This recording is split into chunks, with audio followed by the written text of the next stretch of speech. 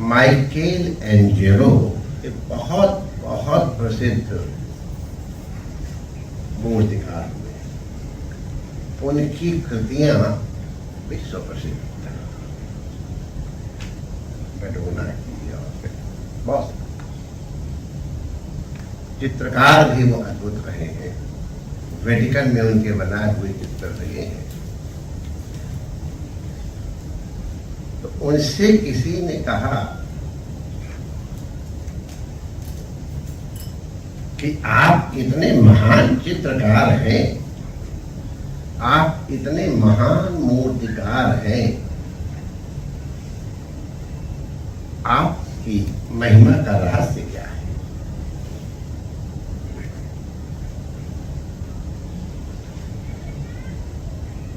आपकी सफलता की कुंजी क्या है? उसने कहा, मैं ऐसा कुछ नहीं करता हूं जो उस पत्थर में पहले से न हो। पत्थर है, पाषाण है, उसमें मूर्ति बनी हुई है, छिपी हुई है, प्रकट। उस मूर्ति के छिपने के जो कारण है, मूर्ति के प्रकट न होने के जो कारण है, उनको मैं निवृत्त कर देता हूं। कुछ थोड़े से खोद करके, कुछ छील करके, कुछ पॉलिश करके, इतना ही करता हूं, मूर्ति अपने आप प्रकट हो जाती है। सक्सेसफुल डॉक्टर लोग कभी नहीं कहते हैं कि मैंने तुमको स्वस्थ किया है। स्वस्थ तो तुम्हारा ओरिजिनल रूप है, तुम स्वस्थ ही हो।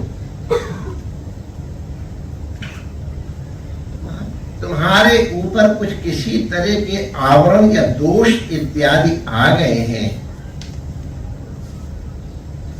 हम उनको निवृत्त करने की चेष्टा करते हैं। रोग क्या है पहले ये देख लेते हैं, फिर रोग के निवारण करने का उपाय क्या है, उसका माध्यम क्या है। तो पहले डायग्नोसिस, फिर क्योर में भी ये तुमको लेना है, ये तुमको नहीं लेना है, इस तरह का व्यवहार करना है, इस तरह का व्यवहार नहीं करना है। अभी कल हमारे पास एक बड़े बहुत विशिष्ट महापुरुष आए। उनका हमारा डॉक्टर, हमको नाम बताया, उनको मैं नाम जानता हूँ, डॉक्टर का भी नाम जानता हूँ। ये डॉक्टर मेरे ऊपर खुश हो गया कि आपका लीवर 3rd स्टेज तक पहुंच गया था, अब आप उसको एक 1st स्टेज तक ले आए, और थोड़ी देर में ये भी छूट जाए, मैं आपकी दवाई बंद कर दूंगा। धन्यवाद दिया, कहते नहीं, you are a good patient, you have listen to me, तुमने मुझे सुना, तो मेरी आज्ञा के अनुसार चले। स्वास्थ्य तुम्हारा स्वरूप था। जिन कारणों से आप अस्वस्थ हुए थे, आपके अस्वास्थ्य के जो हेतु थे, उनको मैंने प्रतिबंधित कर दिया पहले, और इसके बाद उनकी निवृत्ति का उपाय किया। जब निवृत्त हो गए तो आप स्वस्थ हो गए और हो जाए। सतगुरु कहता है कि कुर्ता को हम साफ नहीं करते हैं, कुर्ते का वास्तविक स्वरूप तो साफ है ही, उसके ऊपर गंदगी लग गई है आके। अगर कुर्ता साफ न होता तो धोबी इसको साफ नहीं कर सकता है। तो भी केवल इतना करता है कि पहले कारण देखता है कि क्या इसमें गंदगी है, किस तरह से है। कुछ चिकनाई के कारण है, उस चिकनाई में आके मिट्टी के कण चिपक गए, उनके कारण इसमें गंदगी आ गई। तो अब धोबी पहले उस चिकनाई को दूर करता है। चिकनाई को दूर करने से सरफेस टेंशन रिलीज हो जाता है, और जब सरफेस टेंशन रिलीज हो गया तो अब धूल के कण अब कहीं चिपकने की अवस्था में नहीं रहे। पानी में जैसे ही हम निकालते हैं धूल के कण अपने आप हट जाते हैं। उल्टा साफ है, मिट्टी या गंदगी उसमें आयातित थी, इंपोर्टेड। धोबी केवल जो आयातित चीज है, जो इंपोर्टेड चीज है, जो इंड्यूस्ड मटेरियल है, जो आरोपित चीजें हैं, उनको निवृत्त कर देता। बस उल्टा साफ है। जिन कारणों से गंदगी हुई है उन कारणों को निवृत्त करता है। साधारण सी बात। सदगुरु कहता है मैं शिष्य को ऐसा कुछ नहीं कर सकता हूं जो शिष्य नहीं है। शिष्य तो अपने आप में ईश्वर अंश है, अविनाशी है, चेतन है, अमर है। उसको प्रसन्नता के लिए कहीं कोई चीज लानी नहीं है। वो स्वयं अपने आप में सुख का समुद्र है। अगर ये सगुण शिष्य में पहले से न हो तो हम सिर के बल खड़े हो जाए, नहीं ला सकते।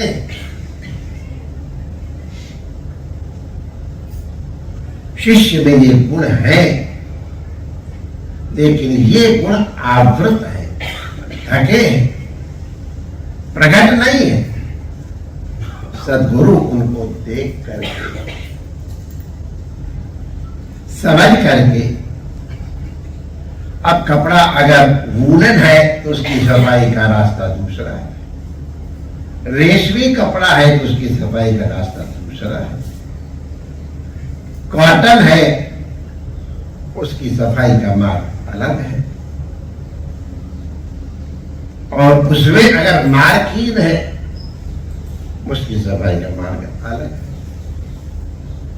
लेकिन तात्पर्य का परिणाम एक है, वस्त्र को अपने सहज स्वरूप में लाना। इसी प्रकार जीव सहज रूप से आनंदमय है, दुखमय वो बना है। वो चेतन है, जड़ बन गया है, निरंतर आनंद में रहने वाला है, अपने दुख रूप समझने लग गया है। जो वो नहीं है वो समझने लग गया है, और जो है उसको नहीं समझ रहा है। दो गलतियां हैं। जैसे कभी हल्के प्रकाश में रस्सी पड़ी हो तो रस्सी में सांप की भ्रांति हो जाती है। अब वो सांप की भ्रांति होने के कारण भय कंप, अरे कभी कभी किसी को तो जहर काटने वाले लक्षण भी साइकोलॉजिकली प्रकट हो जाते हैं, इंड्यूस्ड है, रियल नहीं है। सांप को भगाने के लिए हमारे यहां मंत्र है, कारुण्य मंत्र है। हमारे सदगुरुदेव भगवान प्रत्येक अमावस्या को ग्रहण के दिन में वो गाढ़ोपनिषद का श्रवण कराते थे हम लोगों को। श्रवण करने मात्र से 12 वर्ष तक सांप नहीं काटते हैं। ये उस उपनिषद में, वेदांत में कथित। और अगर उसको धारण करने कुछ विधियां बनी है, उनसे वो झाड़ा जाता है, दूर किया जाता है, विश्व को निवृत्त किया जाता है। 11% है, तो देख सकते हैं। चाहे कोई कितना बड़ा गारुड़ मंत्र का जानकार हो, वो जो रस्सी में सांप दिखाई पड़ रहा है उसको दूर नहीं कर पाएगा। चाहे कैसी बढ़िया लाठी ले आओ, लाठियां देखनी है तो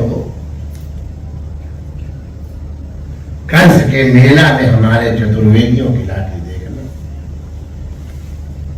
दर्शनीय 200-200, 300 वर्ष पुरानी लाठियां सहेज के रखी उन लोगों ने।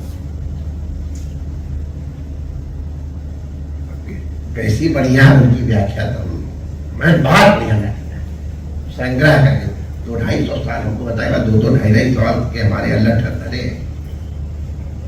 चाहे कितना तगड़ा लठ हो, वो सांप भगा आएगा। अगर वहां सांप होता तो गारुड़ मंत्र से या लठ से भगाया जाता। वहां सांप है ही नहीं। हमारी गड़बड़ी क्या हो गई, हम दो चीजों में फंसे। एक तो जो रस्सी है उसको देख नहीं रहे, तो एक दोष हो गया। दूसरा दोष ये हो गया कि उस रस्सी में हमने सांप और लाद दिया। तो अब इनको और कोई साधन नहीं है, कितना ही को अरे भैया रस्सी है पढ़िए ना कारोबारो है, तो उसकी निवृत्ति का उपाय न मंत्र है न लठ है, केवल टॉर्च जला दो। टॉर्च जलाते ही सांप हट जाएगा। सांप कैसे हटा? बिना लठ के और बिना मंत्र के, क्योंकि हमको रस्सी दिखाई पड़ गई। अगर रस्सी दिख जाए तो सांप खत्म, और सांप खत्म तो हमारा भय कंप सब दूर। तो भय कंप आदि की निवारण के लिए कोई प्रयास नहीं करना है, हमें केवल वास्तविक रूप क्या है प्रकाश के द्वारा, ज्ञान के द्वारा इसको देख लेना। सद्गुरु केवल यही काम करता है। सद्गुरु वैद्य है, उसे मालूम है इसके रोग का हेतु क्या है, रोग क्या है और उसका कारण क्या है। रोग तो जान लिया, लेकिन उसका कारण क्या, अगर नहीं जान पाए तो उपाय नहीं होगा। तो रोग भी जानना पड़ेगा, उसका कारण भी जानना पड़ेगा, और उस कारण की निवृत्ति का उपाय भी जानना होगा, और तदनुसार चेष्टा करना। हमारे जीवन में, हर साधक के जीवन में यही रस्सी में सांप देखने वाली बात हो गई है। हम जो हैं उसको जानते नहीं है, और जो हम नहीं हैं वो हम अपने समझ बैठे। एकदम शुद्ध जीव है। आकाश से जब पानी गिरा एकदम निर्मल था, धरती से 1 मिलीमीटर पहले तक शुद्धतम जल था प्रकृति का, लेकिन धरती पे पड़ते ही भूमि परत भार पानी, जल जीव ही माया। पानी सर्वथा शुद्ध है, मिट्टी उसमें लिपट गई। तो पानी को शुद्ध नहीं करना, मिट्टी को हटाना है। फिर कहीं हम लोग पहले जब रहा करते थे तो गंगा जल में चौमासी में उतर जाती, तो जल लाए और उसमें थोड़ा सा फिटकरी घुमा दी, बस फिटकरी लगते ही मिट्टी अपने आप नीचे बैठ जाती है और जल निधर करके स्वच्छ हो।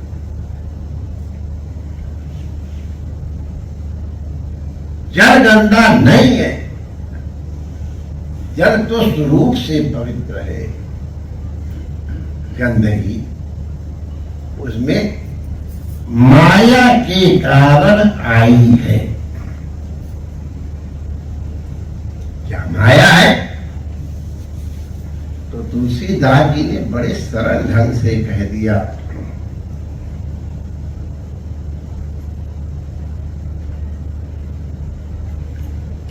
जीव चैतन्य है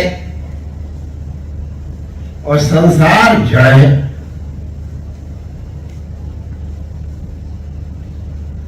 जड़ का और चैतन्य का कोई संबंध ही नहीं। जड़ चैतन्य नहीं हो सकता है, चैतन्य जड़ नहीं हो सकता है। लेकिन सो माया बंध्यो गोसाई बंध्यो कीट मरकट की नहीं। जड़ जीव ग्रंथि पड़ गई, एक गांठ पड़ गई है। जगत मिशा सत्य नहीं है, सांप सत्य नहीं है, लेकिन उसका भय कंप जल्दी दूर नहीं होता है। जगत मिशा झूठ। तो उस जीव का सहज स्वरूप कैसे प्राप्त हो? सदगुरु उसको देख लेता है। इसके रोग का हेतु ये है।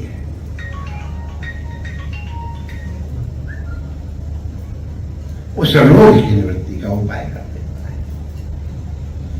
हर जीव का रोग अलग अलग है,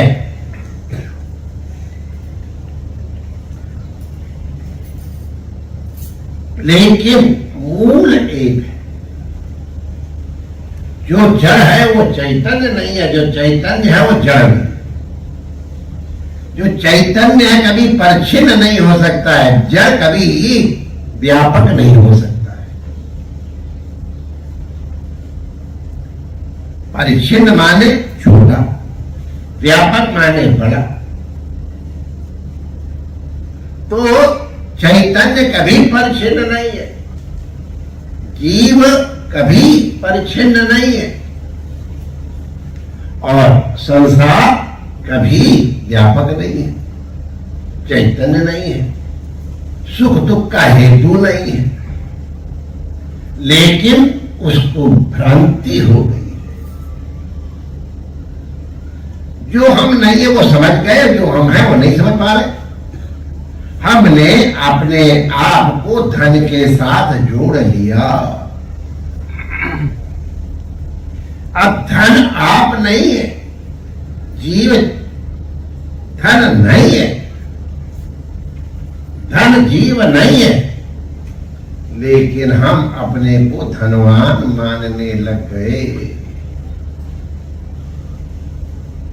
धन मानने लग गए। अब उसके कारण हमारी जिजीविषा जीवती उस धनाकाराकारित हो गई। धन जितना जितना मिलता जाएगा उतना उतना दुखी करता जाएगा। एक कार्नेगी जब मरा तो उसके पास 10 अरब डॉलर थे। गरीब घर का बेटा था। 10 अरब डॉलर गरीब घर का लगा। जब अंतिम समय मरने लग गया तो उससे पूछा गया, तुम अपने को कृतार्थ मान रहे हो कि नहीं? तुम्हें गरीब घर के बालक और तुमने 10 अरब डॉलर कमा लिया। काहे वो, मैं तो दुखी जा रहा हूं। अरे काहे दुखी? मुझे 100 अरब डॉलर इकट्ठे करने थे।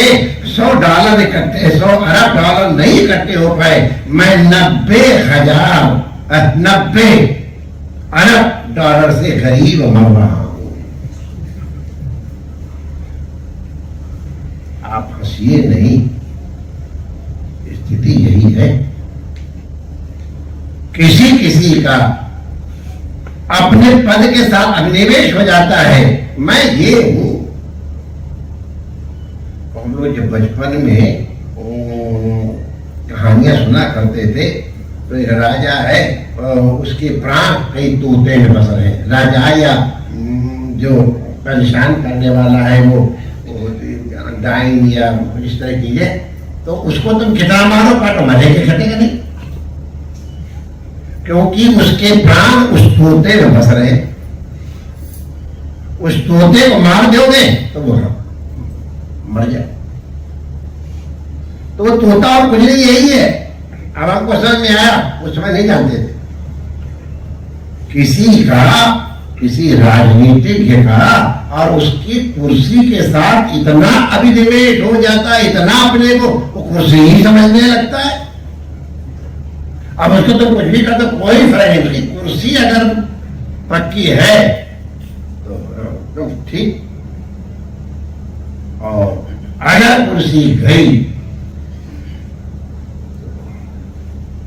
बड़ा अच्छा किया वो जो टुक टुक बंद कर दिया गया, वरना जिनकी गाड़ी में पहले टुक टुक होता था लाल रंग का, और जब पीछे नहीं होता था उनकी गाड़ी में, और कोई बगल से वो लाल रंग के टुक टुक करके जाता था, तो उसके ऊपर क्या बीतती थी, अब आप लोग नहीं समझ पाए। जिनको उस तरह का है वो जान जाए। अरे कि किसी को अपनी स्त्री के ऊपर, किसी को अपने पुरुष के ऊपर इस तरह का हो गया है। चलो स्त्री पुरुष में चलो कुछ संबंध है, मान लो। तमिलनाडु के लोग तो अपने हीरो हीरोइन के ऊपर इतने आसक्त होते हैं कि हीरो मर गया या हीरोइन मर गई तो लगता हम जी के क्या कर आत्महत्या कर लेते हैं। ले अब अपने आप को हीरोइन के संग जोड़ लिया या हीरो के संग जोड़ लिया, और वो नहीं है, हम क्या करेंगे, रहेंगे हम जी के क्या करेंगे।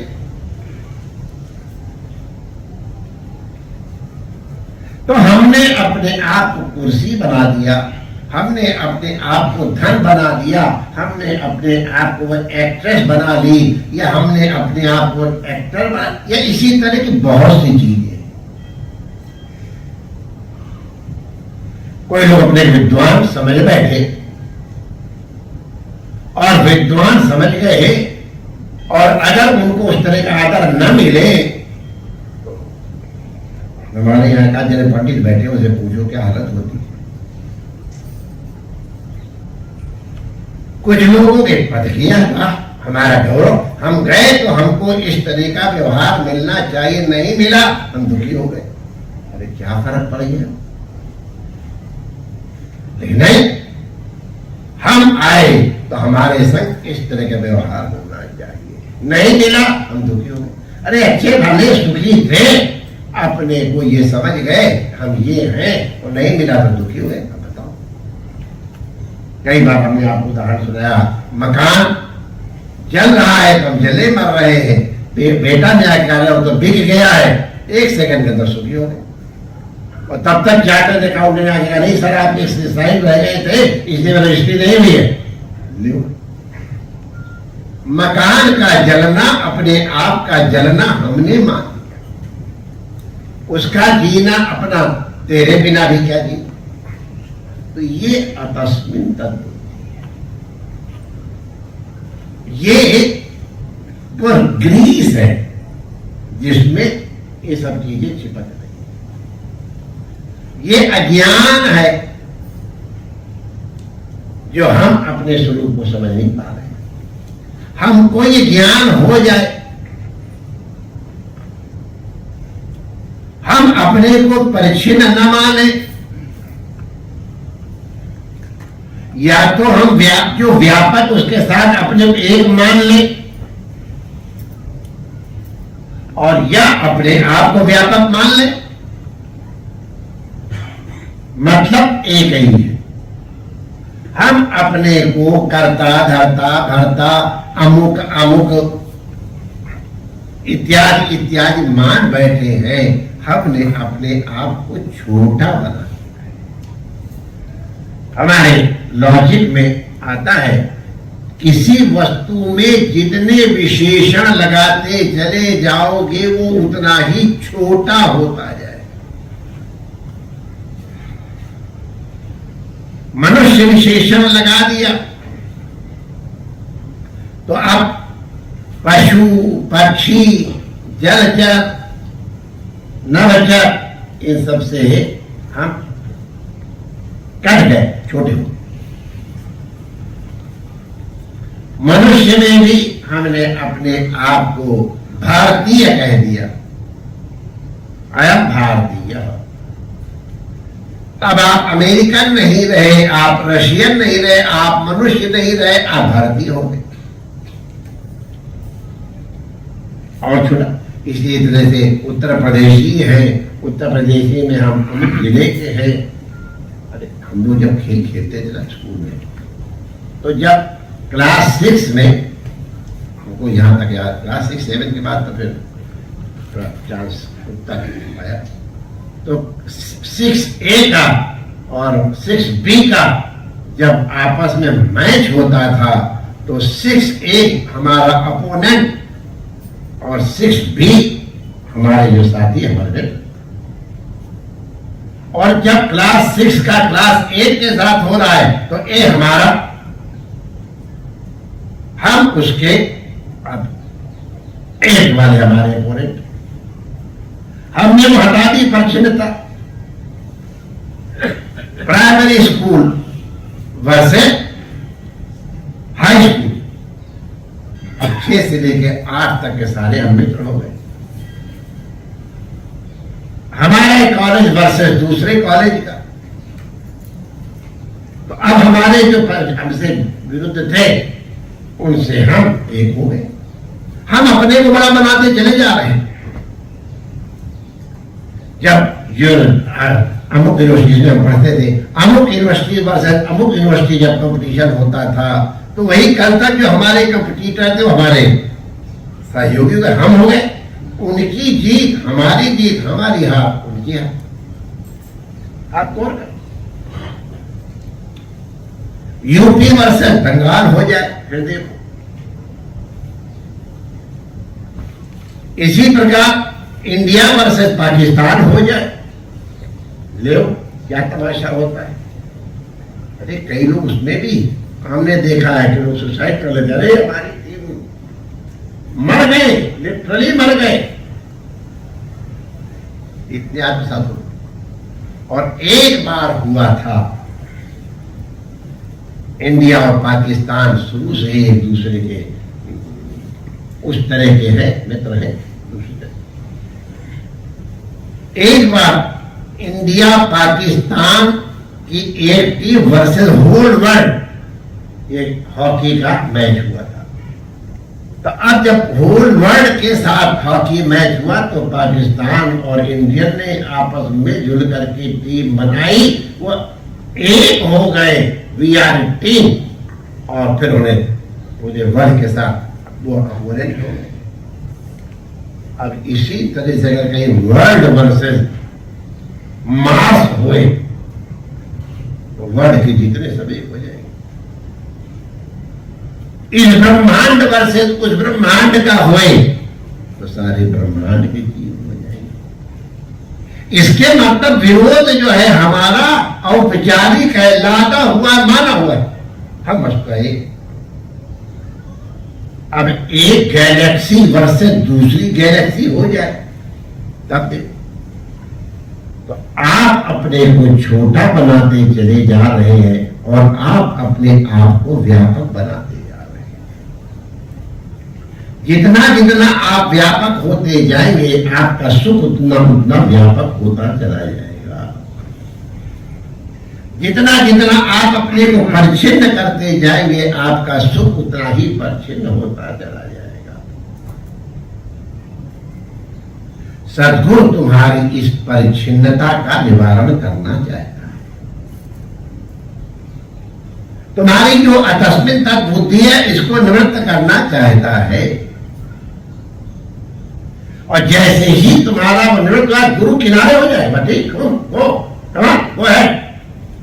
जैसे लोग निवृत्त डॉक्टर का थोड़ी टॉनिक ले लो, बाद में टॉनिक वाले साथ छोड़ देना, be your self, enjoy life. सतगुरु जी कहेंगे बेटा अब जाओ मौज मारो। पहले सतगुरु औषधि देता है, फिर अमृत दे, फिर रसायन देता है टॉनिक, और इसके बाद अमृत प्रदान करता है, लो अब तुम अमर हो गए। तो यही अमरता प्राप्त करने के लिए अपनी परिच्छिन्नता को, जो हम नहीं हैं, उसको निवृत्त करना है।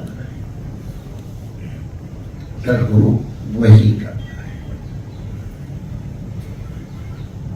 दो मार्ग है, या तो अपने आप को इतना व्यापक कर दो कि सब कुछ उसी अहम में आ जाए, या अपने आप को उस विराट के साथ एक कर दो, बूंद को समुद्र के साथ जोड़ दो। कुछ करना थोड़ा, बूंद भले हो लेकिन वो समुद्र हो जाएगी। तो वही एक ज्ञान का मार्ग है, एक भक्ति का मार्ग है। ज्ञान के मार्ग में हम अपने आप को व्यापक अनुभव करने लगते हैं, भक्ति के मार्ग में हम सर्वव्यापक परमात्मा के साथ एकत्व की अनुभूति करने लगते हैं। अहम ब्रह्मास्मि ये भी एक मार्ग है, और कृष्णा तवास्मि ये भी एक मार्ग है। तो सद्गुरु देख करके कि कौन कैसा अधिकारी है, उसको उस प्रकार के मार्ग का निर्देश करता है। अब उसमें तर्क नहीं चलता है। सद्गुरु के प्रति श्रद्धा ही उसमें काम आती है।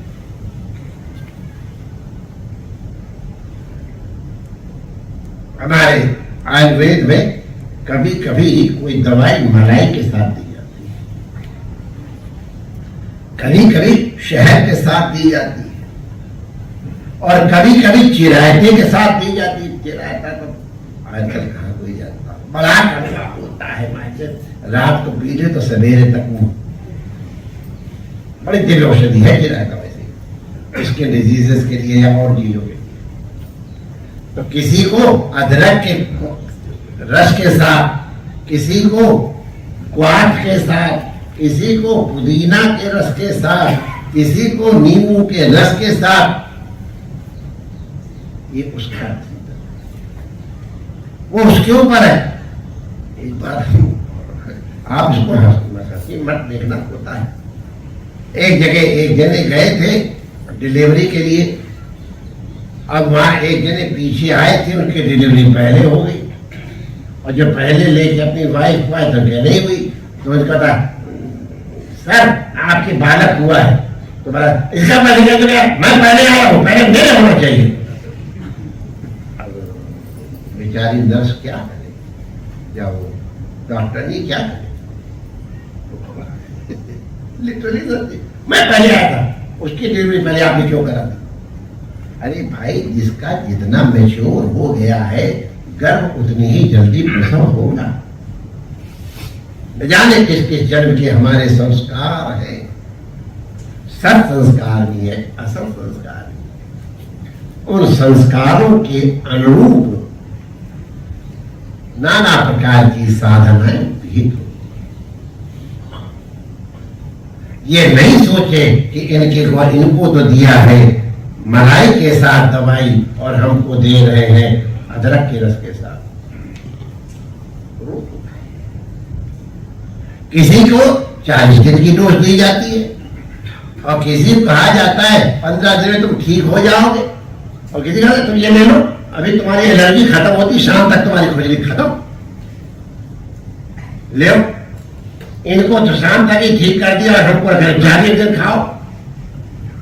तब वो डॉक्टर क्या करेगा?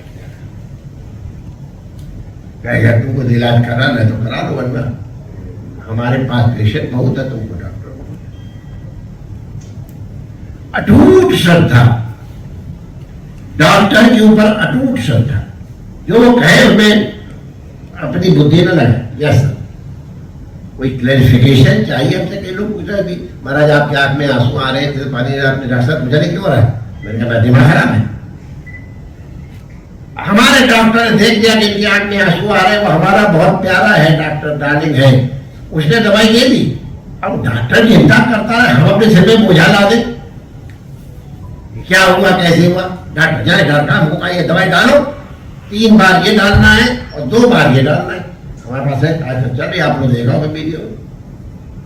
हम काहे को पूछेंगे क्यों हो रहा है, क्यों हो रहा है? डॉक्टर जाने, हमको बताया कि 3 औषधियां हैं और 2 ये औषधियां हैं, ये 3-3 बार डालना है, 2 बार डालना है, छुट्टी वाली।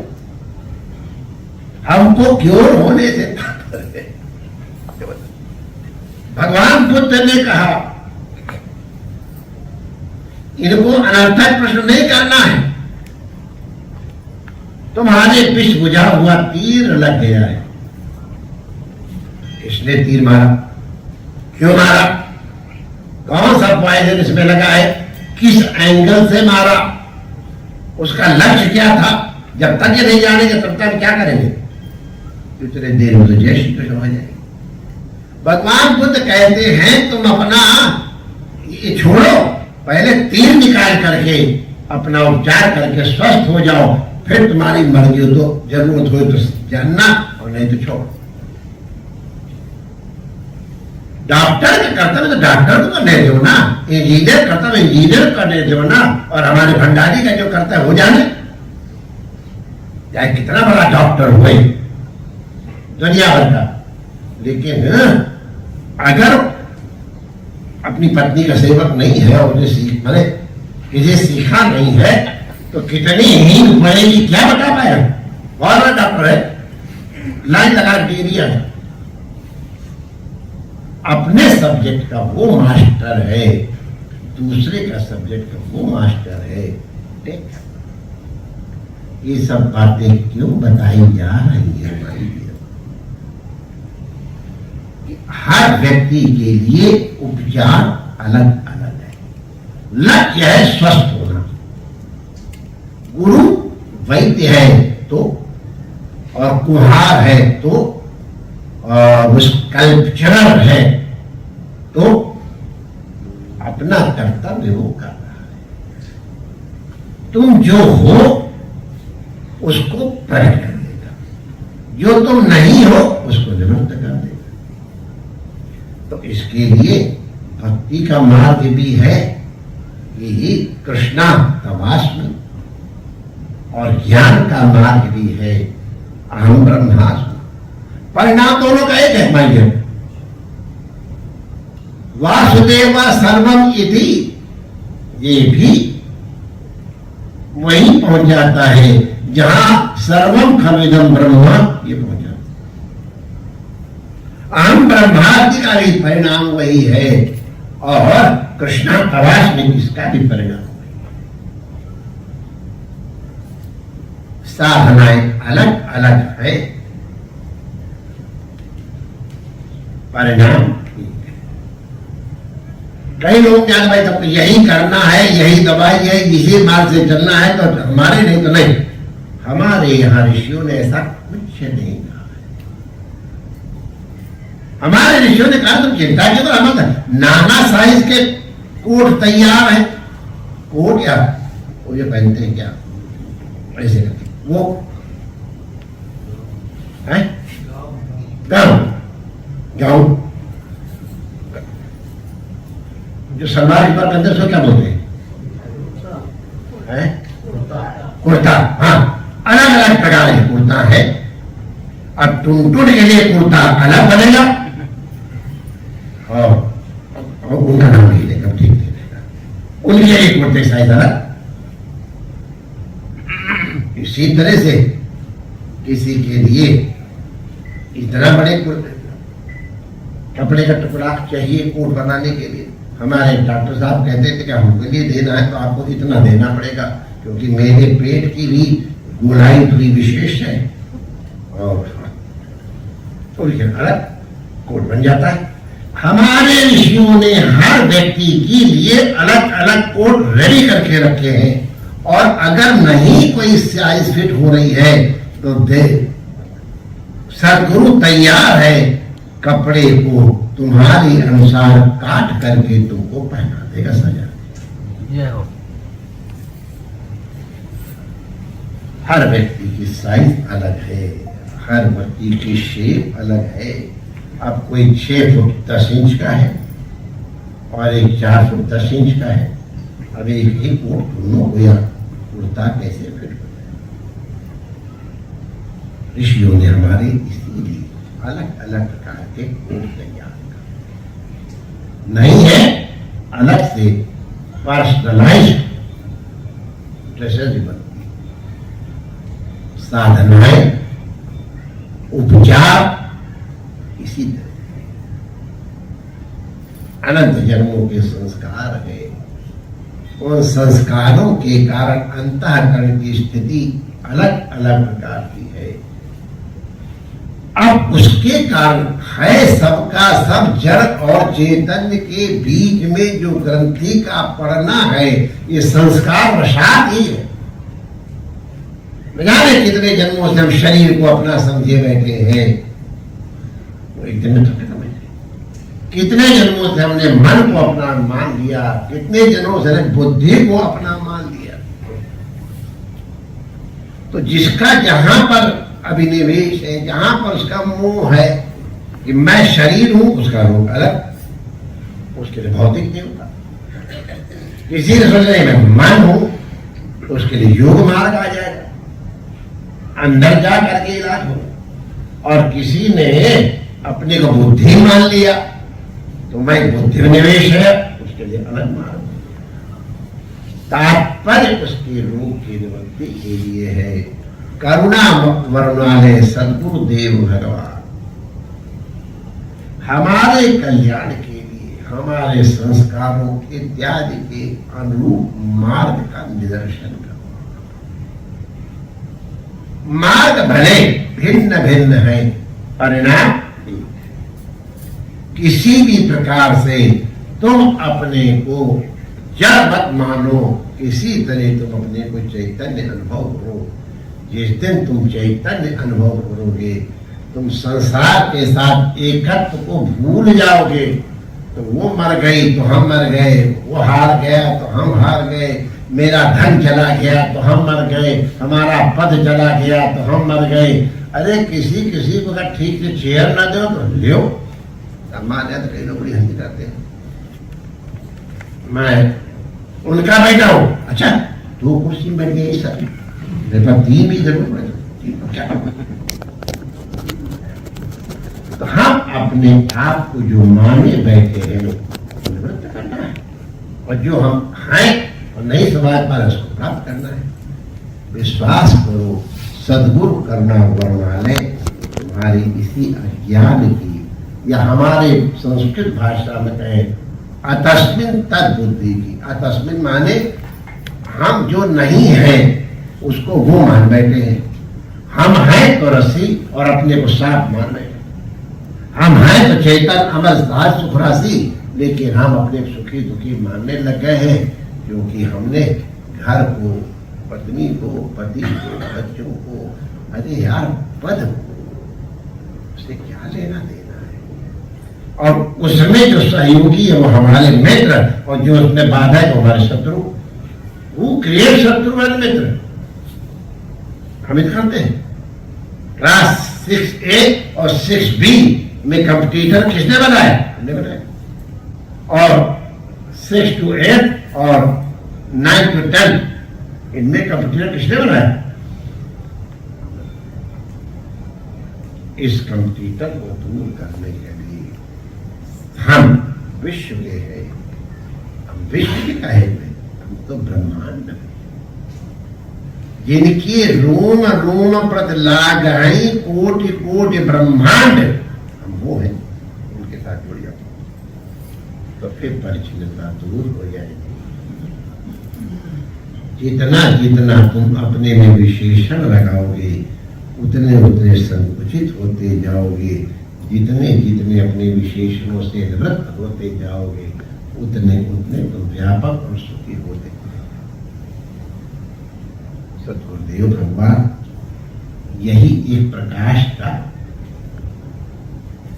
सोच माध्यम देते हैं। ये बहुत बार दोहराते हैं, फिर आज दोहरा दे रहे हैं। ये जो जहां आजकल स्टेज है बनी हुई वहां पर पंगत उसके और महाराज जी की कुटिया इधर बनती थी जहां पर कि हम लोग रहते। महाराज जी की कुटिया और पंगत घर के बीच में खुली जगह थी, उसमें महाराज जी शयन किया करते। प्राचीन काव्यों को ध्यान रात्रि को वहां शयन करवाए और हम उनके पेटपोषणा लाल है। ये पेटपोषणा लाल जो है ना, ये पूर्व की भाषा है। अब तो क्या, अब तो सारे ही पेटपोषण ही हो गए। नहीं, पहले 10-10, 12-12 तक कम्बन चीज थी। हमारे 22 थे, उनके 6 बच्चे और 12 लड़कियां थी। सब इंटेलिजेंट और भी नाम क्या है हमारे दिल्ली में ही आसपास थे। तो जो सबसे आखिरी होता था उसे पेट पोछना है कि पेट को पहुंच के आगे आए और आगे से कंपनी बन। तो हम लगभग पेट पोषण ही थे, सबसे आखिर में आए। लेकिन गुरु महाराज के बुला रहे थे, अब वो उनकी कृपा। हमको मालूम गए जाने वाले हैं, सब पता चल ही रहा था। तो मैं जिस तरह से कहा था वो तुम क्या बताए, तो हमारे सिर के ऊपर रखे फेर करके, बेटा मैं तुझे लालटेन दे जा रहा हूं। लालटेन पुराने लोग जानते होंगे, लालटेन आप टॉर्च कह लो उसकी जगह, सुविधाजनक है। तो टॉर्च दे जाता हूं, हम दोनों का लालटेन दे जाता हूं, इसका प्रकाश तुमको जीवन भर मार्ग दिखाता चला। जितनी तेजी से तुम चलोगे उतना तेजी से प्रकाश आगे बढ़ेगा। तुम खड़े हो जाओगे तो प्रकाश खड़ा हो जाएगा, और पीछे लौटे तो प्रकाश ही पीछे लौटे। ये तुम्हारे ऊपर है इस प्रकाश का प्रयोग किस तरह। प्रकाश का सोर्स हमने दे दिया है। शरीर तो हमारा रहेगा नहीं, लेकिन मेरा ये दिया हुआ प्रकाश तुमको कभी नहीं छोड़ेगा जब तक कि तुम प्रकाश में स्वयं। आपसे सत्य कह रहे हैं, सब लोग जानते हैं, सब संत लोग भी जानते हैं। हमको अपनी साधना के लिए या आगे बढ़ने के लिए, अनुभव के लिए किसी की शरण नहीं। मैंने सबको प्रणाम किया, सबसे बात की, उन्हें भले हमसे पूछा हो, भले बेटा बात, लेकिन हमको किसी से नहीं पूछना पड़ा। हमारे गुरुदेव ने हमको टॉर्च दे दी थी, उन्होंने तो लालटेन दे दी थी, बड़ा मॉडल किए दे रहे टॉर्च की, और टॉर्च के सहारे हम चलते जा रहे हैं। और हमें कभी किसी और से मांगने की जरूरत नहीं पड़ी, हमको किसी और तरफ देखने की जरूरत। हमको अपने सद्गुरु के ऊपर भरोसा है, तो हर हालत में सद्गुरु ने हमको प्रसन्न रखा है कि उनकी करुणा है। सद्दधर्ष सौम्य आदौ श्रद्धा। किसी भी साधना के पहले अब डॉक्टर के ऊपर श्रद्धा नहीं है तो ऑपरेशन कराने वालों की क्या हालत होती है पूछ रहे हो। और हमारे ऑपरेशन करने वाले डॉक्टरों से हमारे बारे में पूछ लेना, पता चल जाएगा।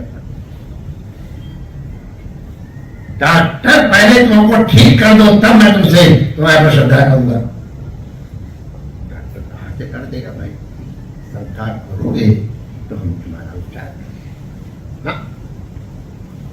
अरे ले हमारे डॉक्टर हमारे ही सामने में सोचे हमारी कथा सुना रहे, ले ये बैठे। अब तो हम टू हो गए, हमारी दृष्टि पड़ गई। देखो ये कितनी आज्ञा का पूछते और तभी बहुत मार रहे। डॉक्टर अपने विषय का मास्टर है और हम निखंडन के मास्टर हैं। तो श्रद्धा मंत्र में, औषधि में, वैद्य में, इष्ट में और गुरु में लिखा हुआ है यादृशी भावना यस्य सिद्धिर्भवति तादृशी। जिसकी जितनी महान श्रद्धा है उसकी सिद्धि भी उतनी ही महान होती है।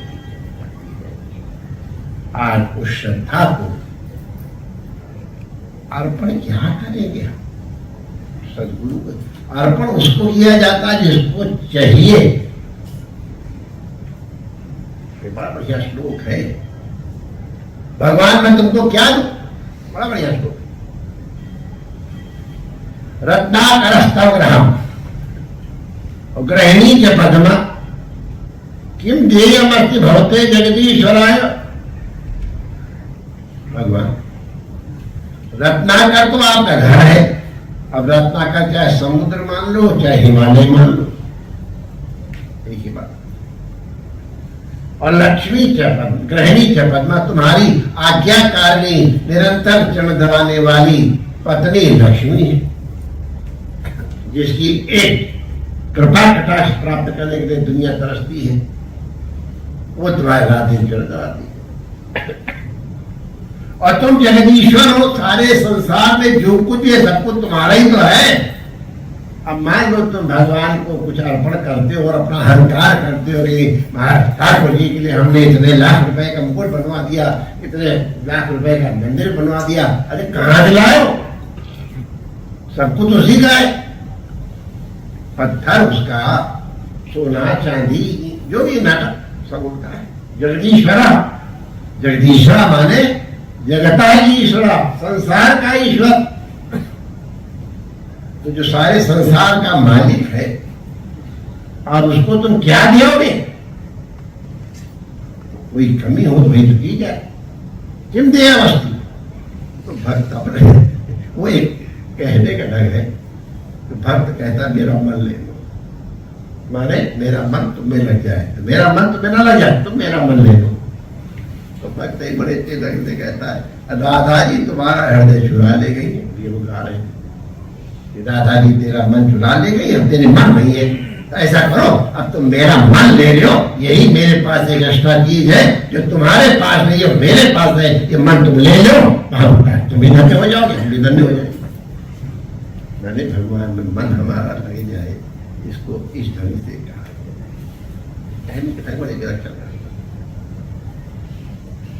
सगत प्रणाम किए अपनाए। एक बार हम संध्या समय मंदिर में अपने से घूम रहे थे, उनको एक श्लोक सुना, प्रसंग केवल ये प्रकट करने के लिए तो उन्होंने कहा कि एक भक्त भोले बाबा से प्रार्थना करता है, हे भगवान भोलेनाथ मेरे 2 अपराधों को क्षमा कर दो, बस और कुछ नहीं कर, मेरे 2 अपराध क्षमा कर दो। क्या क्या 2 अपराध है? कि इतने करोड़ों करोड़ों हमारे जन्म हो गए, हमने कभी आपको प्रणाम नहीं किया।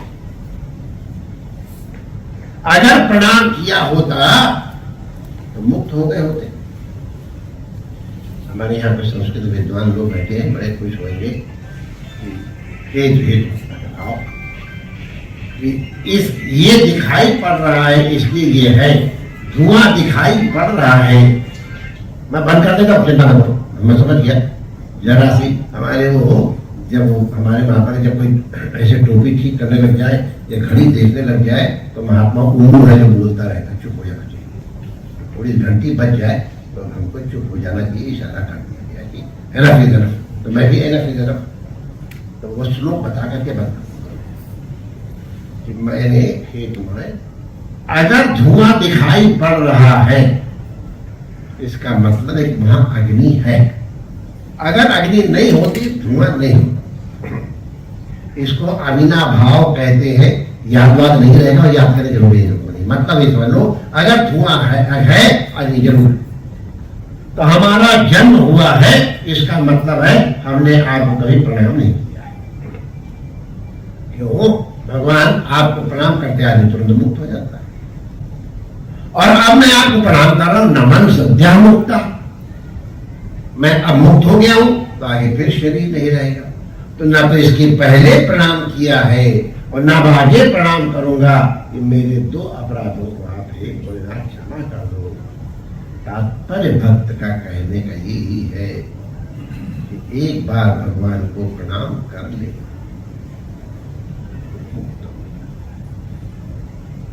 वपर प्रादुर्भावात् अनुमित वेदम जन्मनिपुरा मुरारे न क्वापि क्षणमत भवन्तम प्रणद्वा नवन सद्या मुक्ता इत्यग्रे अतनुमान।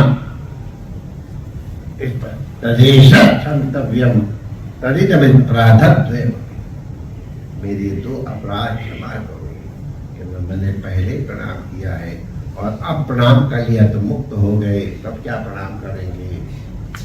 प्रणाम न करना अपराध है। तो उसी तरह से जिनको भरोसा है, भगवान का वचन है सकृत।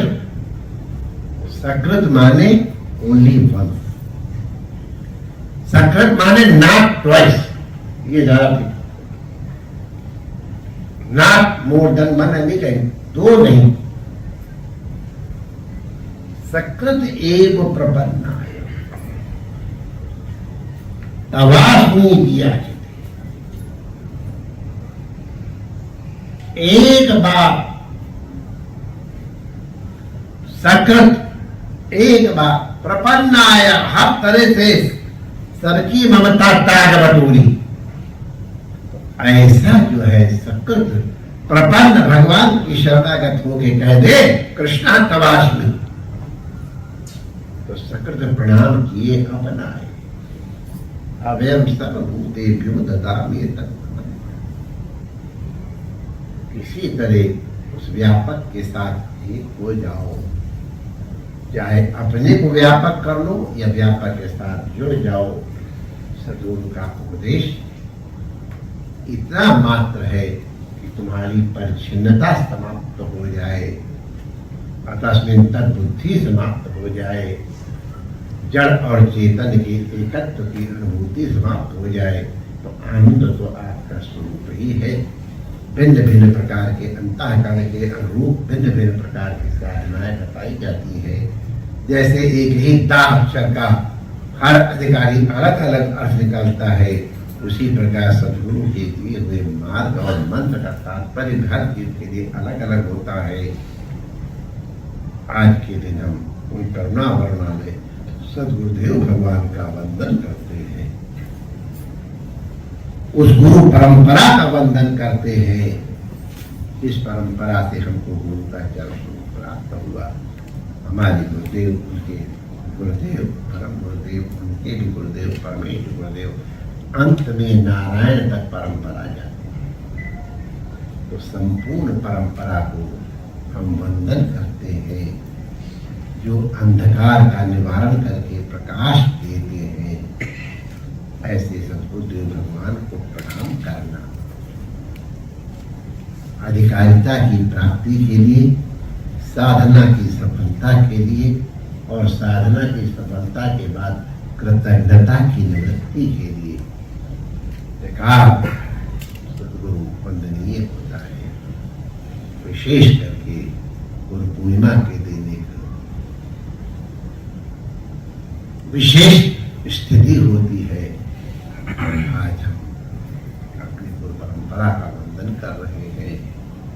हमारे साथ साथ आप भी उस गुरु परंपरा के साथ संयुक्त होने के कारण आप इनका वंदन करें और आत्मकल्याण की अनुभूति करें। गुरु पूर्णिमा सबके लिए मंगलमय हो। जय श्री कृष्ण।